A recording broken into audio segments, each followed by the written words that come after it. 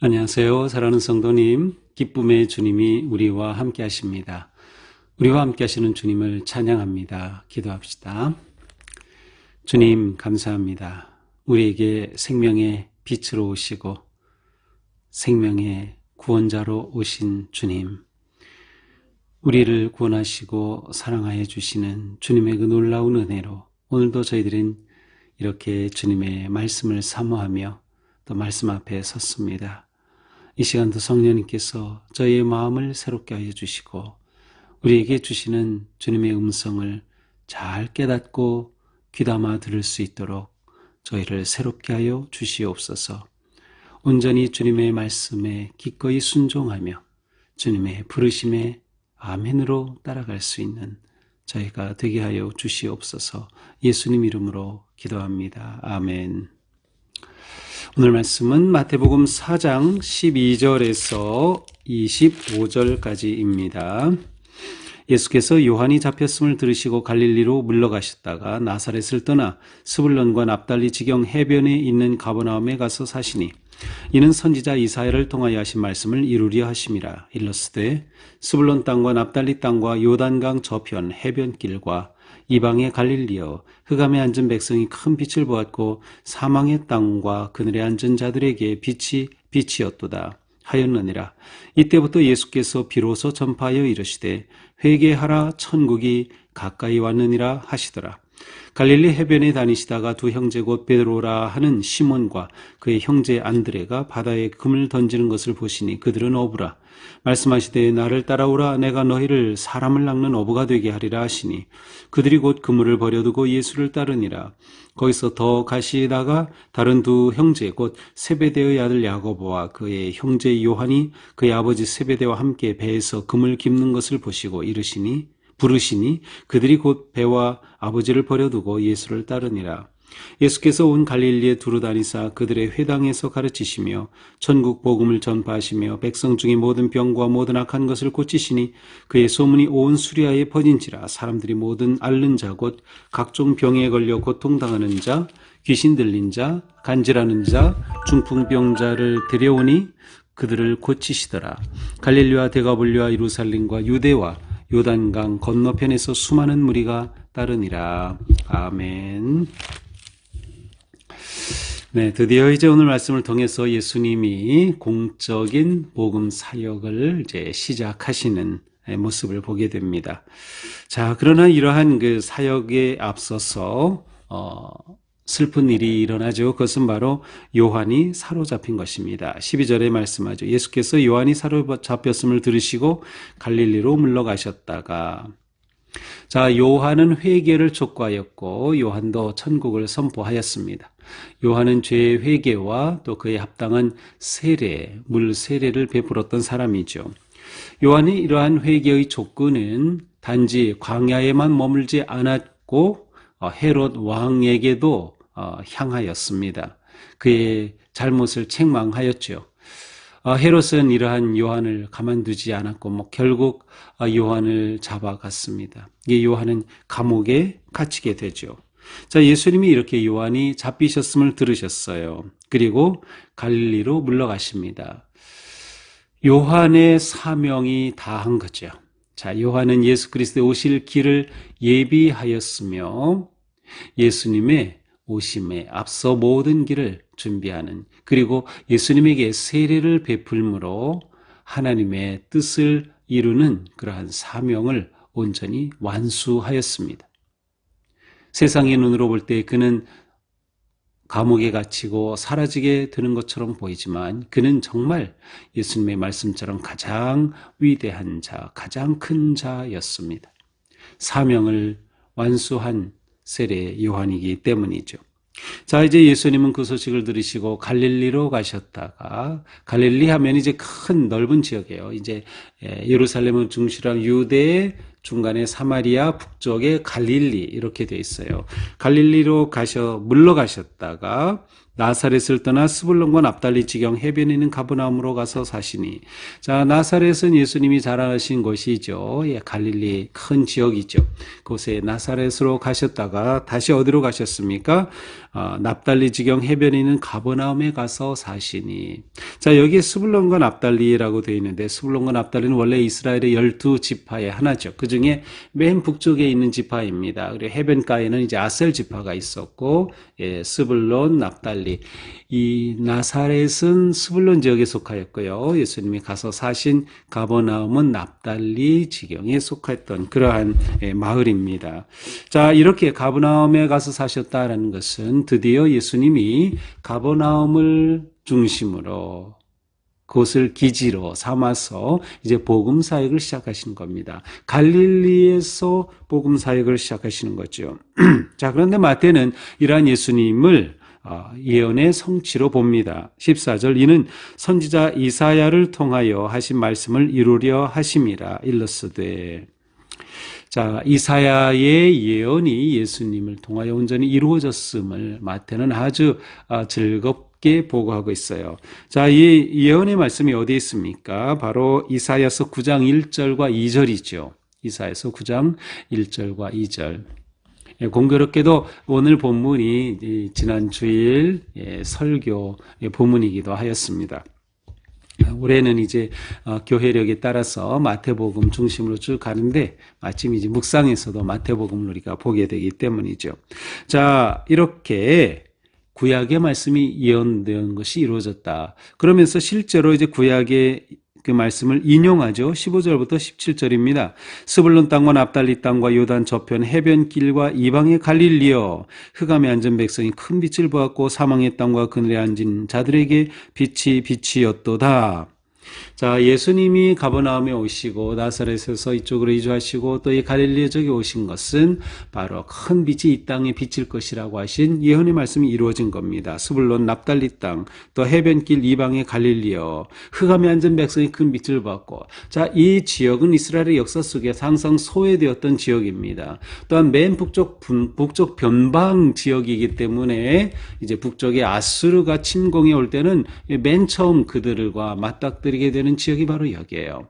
그러니까 이들은 끊임없이 국가 어떤 경계 지역에 있으면서 말할 수 없는 그러한 고난과 억압과 침략과 어려움을 겪었던 지역이에요. 그래서 이곳은 어두운 땅, 소외받은 땅으로 보았죠. 그래서 흑암에 앉은 백성이 큰 빛을 받고, 예수님이 이 땅에서 사시고 이 가버나움에서 이 갈릴리에서 이 지역에서 복음 사역을 하시니 예수님은 곧 빛이신데 큰 빛이 이곳에 오셨으니 그 땅이 큰 빛을 보는 것은 당연합니다. 큰 빛을 보았고 사망의 땅과 그늘에 앉은 자들에게 빛이 비쳤도다. 빛이 비쳤다는 것은 생명이죠. 기쁨이죠. 소망이죠. 하나님의 놀라운 사랑과 은혜의 빛이 이 땅에 드디어 비치는 겁니다. 흑암의 그늘진 곳에 있던 이들에게 구원의 빛이 비치죠. 자, 예수님이 빛이시다라고 하는 것은 성경에서 굉장히 중요한 이미지입니다. 예수님은 빛이시다. 생명의 근원이 되시는 거예요. 어둠을 물리치시는 것이죠. 동방의 박사들이, 마태복음에서는 이제 동방의 박사들이 예수님을 찾을 때 하늘의 그 별을 보고 찾았어요. 그것도 빛과 관계되어 있죠. 놀라운 일입니다. 예수님의 오심을 이러한 언약의 성취로 마태는 즐겁게 이렇게 보고하고 있습니다. 자, 이제 17절은 이때부터 예수께서 비로소 전파하여 이르시되 회개하라 천국이 가까이 왔느니라. 예수님이 비로소 전파하여, 예수님의 첫 번 설교입니다. 첫 설교, 회개하라 천국이 가까이 왔느니라. 첫 번 공생의 설교를 하신 거죠. 어떻게 보면 취임 설교라고도 할 수 있어요. 놀라운 천국 복음을 선포하십니다.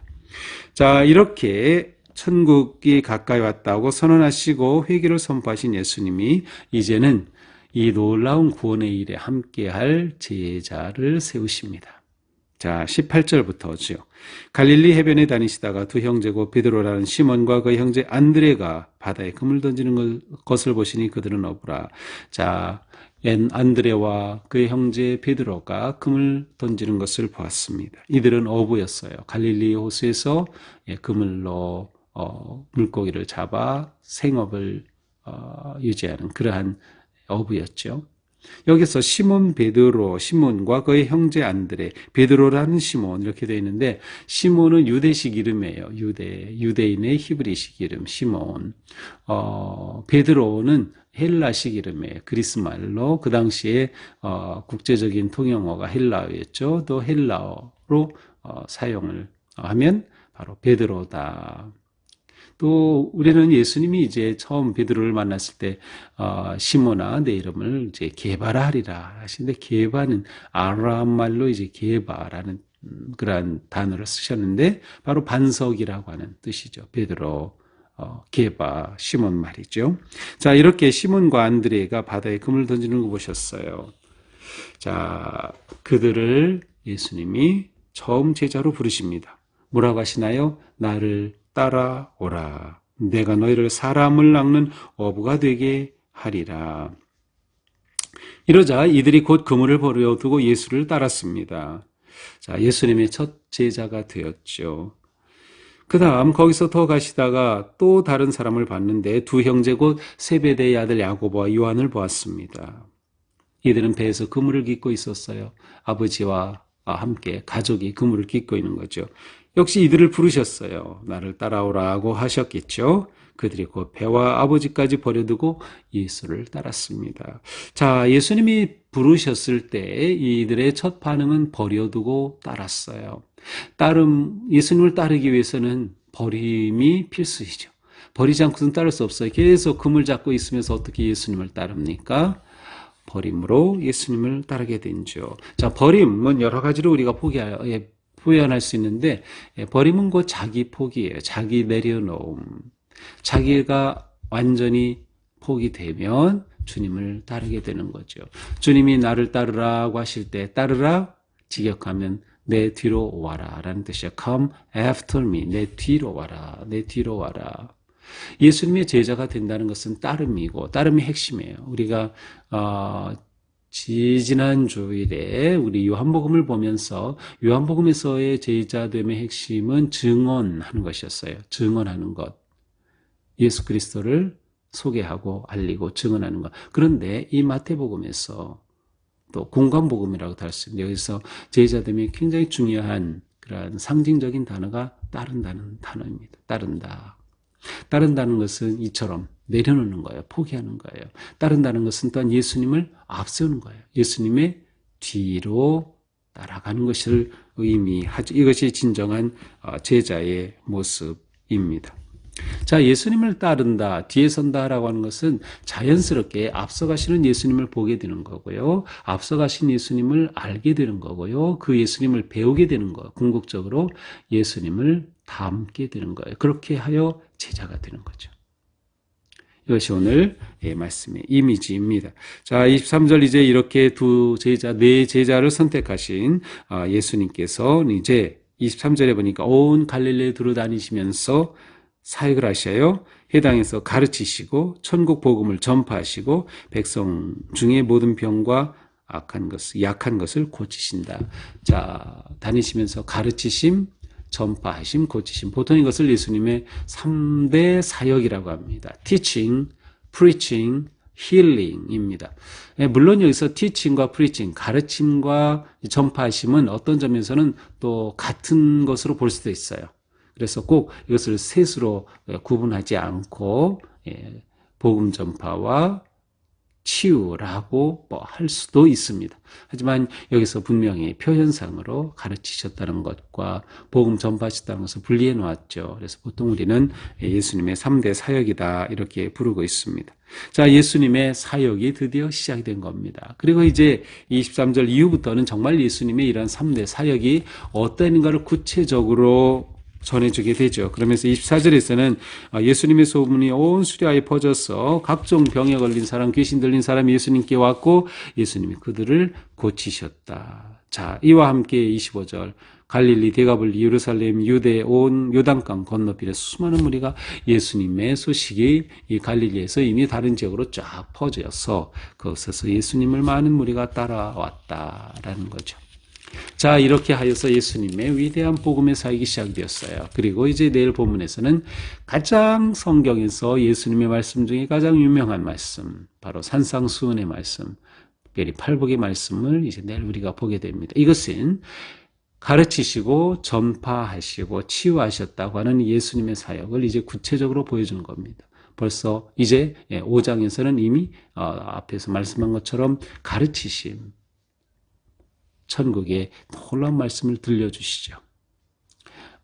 이제 이렇게 해서 5장부터 7장까지는 산상수훈의 가르치심의 교훈의 말씀들이, 그리고 이제 두루 다니시면서 복음을 전하시고 치유하신 일들이 계속해서 나타나게 되죠. 자, 이것이 오늘의 말씀입니다. 오늘 말씀을 보면서 우리는 나는 예수님의 부르심을 받았다 하는 것을 우리는 다시금 생각하게 되죠. 우리는 예수님의 제자입니다. 나는 제자입니다. 정말 우리가 제자입니까? 진짜 제자인 것을 우리가 어떻게 할 수 있을까요?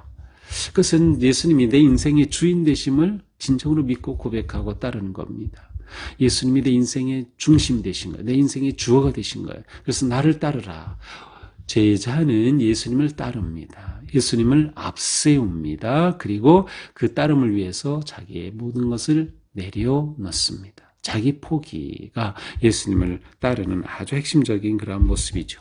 자, 이렇게 뒤에서 예수님을 따르면서 우리는 예수님을 본받게 되고 결국 예수님을 닮아가는 삶을 살게 되죠. 거룩한 삶, 성화의 삶이 이어지게 되는 겁니다. 우리는 지금 바로 이 자리에 있는 겁니다. 우리는 이미 예수님을 믿었고 보았고 따르기로 결단했어요. 우리는 세례 받았어요. 그리고 우리는 그 삶을 살아가는 거예요. 그러나 우리는 끊임없이 세상의 유혹과 또 많은 삶의 상황 속에서 이것을 계속해서 놓치기 쉬워요. 예수님이 내 눈앞에 보여야 하는데 자꾸 세상이 중간에 끼어들기 때문이죠. 우리는 끊임없이 예수님 앞에 내 삶을 내려놓아야 합니다. 회개와 또 내려놓음을 통해서 계속 주님을 내 인생의 주인으로 고백하고 신뢰하고 따르는 것이 너무도 중요한 일이죠. 오늘 우리의 삶이 이처럼 나는 제자다라는 것을 기억하면서 나는 정말 좋은 제자인가? 나는 건강한 제자인가? 나는 거룩한 제자인가를 한번 물어보면 좋겠어요. 그러면서 오늘 하루의 삶 속에서 내가 주님을 따르겠습니다. 아주 작은 일에서 주님을 따르고 순종하고 주님을 항상 앞세우는 것이죠. 주님이 내 인생의 주인 또 내 인생의 주어이시기에 온전히 주님께 맡기고 따르겠습니다 하는 그러한 아름다운 모습으로 오늘 우리의 삶이 주님께서 우리를 부르신 그 목적, 사람을 낚는 어부가 되게 하리라, 그리스도를 전하고 구원의 복음을 전하는 그런 복된 삶 되기를 축복합니다. 기도합시다. 주님 감사합니다. 오늘 말씀을 통하여 우리에게 또한 제자됨을 다시금 일깨워 주셔서 감사합니다. 주님, 저희가 제자 되었다는 것은 예수 그리스도가 진정한 우리의 생명이 되시고 빛이 되시고 구원의 주가 되심을 믿고 확신하고 고백하며 주님을 따르는 것인데, 주님, 저희가 때로는 주님을 따르지 못하고 우리 눈앞에 주님이 보이지 않아 헤맬 때도 있습니다. 어리석고 약한 저희들을 붙잡아 주셔서 끊임없이 주님을 바라보며 주님을 기쁨으로 따르며 나를 내려놓고 모든 것을 온전히 주님께 맡기고 있지 않은 진정한 제자의 삶 되게 하여 주시옵소서. 예수님 이름으로 기도합니다. 아멘. 네, 오늘도 주님의 은혜 안에서 우리의 삶이 거룩하고 또 향기롭고 복되기를 축복합니다. 사랑합니다.